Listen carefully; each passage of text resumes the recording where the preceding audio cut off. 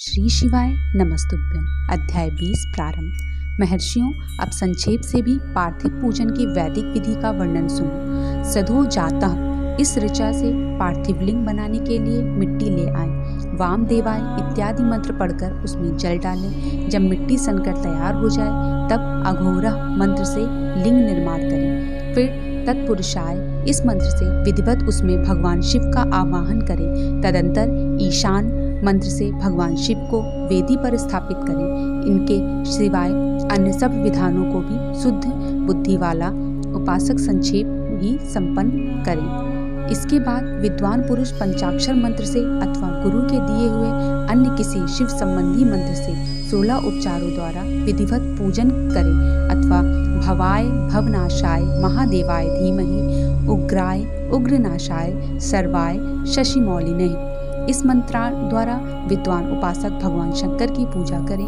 वह भ्रम छोड़कर उत्तम भाव भक्ति से शिव की आराधना करें, क्योंकि भगवान शिव भक्ति से ही मनोवांछित फल देते हैं। ब्राह्मणों, यहाँ जो वैदिक विधि से पूजन का क्रम बताया गया है, इसका पूर्ण रूप से आदर करता हुआ मैं पूजा की एक दूसरी विधि भी बता रहा हूँ, जो उत्तम होने के साथ ही सर्वसाधारण के लिए उपयोगी है। मुनिवरों, पार्थिव लिंग की पूजा भगवान शिव के नामों से बताई गई है। वह पूजा संपूर्ण अभिष्ट को देने वाली है। मैं उसे बताता हूँ, सुनो।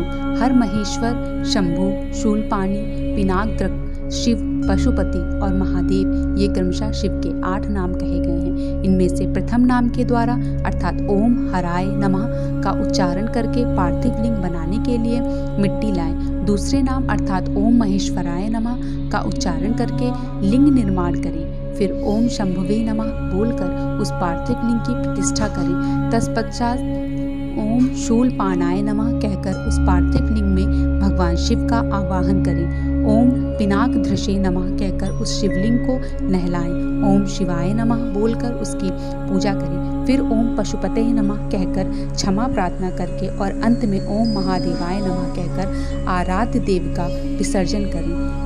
प्रत्येक नाम के आदि में ओमकार और अंत में चतुर्थी विभक्ति के साथ नमः पद लगाकर बड़े आनंद और भक्ति भाव से पूजा संबंधी सारे कार्य करने चाहिए। षट्क्षण मंत्र से अगन्यास और करन्यास की विधि भलीभांति संपन्न करके फिर नीचे लिखे अनुसार ध्यान करें, जो कैलाश पर्वत पर एक सुंदर सिंहासन के मध्य भाग में विराजमान है, जिनके वाम भाग में भगवती उमा उनसे सटकर बैठी हुई हैं।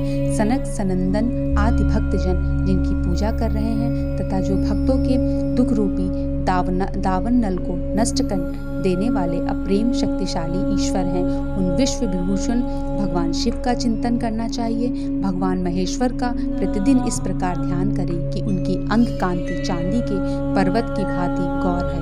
वे अपने मस्तक पर मनोहर चंद्रमा का मुकुट धारण करते हैं। रत्नों के आभूषण द्वारा करने से उनका श्री अंग और भी उद्वासित हो उठता है। उनके 4 हाथों में क्रमशः परशु, मृगमुद्रा, वर एवं अभय मुद्रा सुशोभित है। वे सदा प्रसन्न रहते हैं। कमल के आसन पर बैठे हैं और देवता लोग चारों ओर खड़े होकर उनकी स्तुति कर रहे हैं। उन्होंने वस्त्र की जगह व्याघ्र चर्म धारण कर रखा है।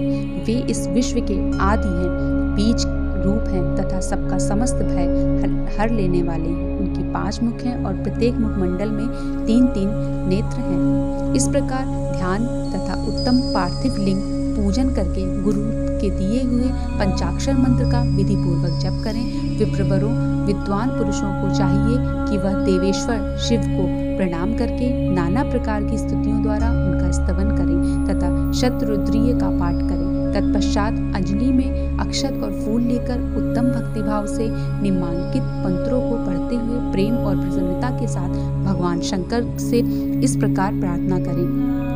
सबको सुख देने वाले कृपानिधान भूतनाथ शिव, मैं आपका हूँ। आपके गुणों में ही मेरे प्राण बसते हैं, अथवा आपके गुण ही मेरे जीवन सर्वस्व हैं। मेरी चिंता सदा आपके ही चिंतन में लगा हुआ है।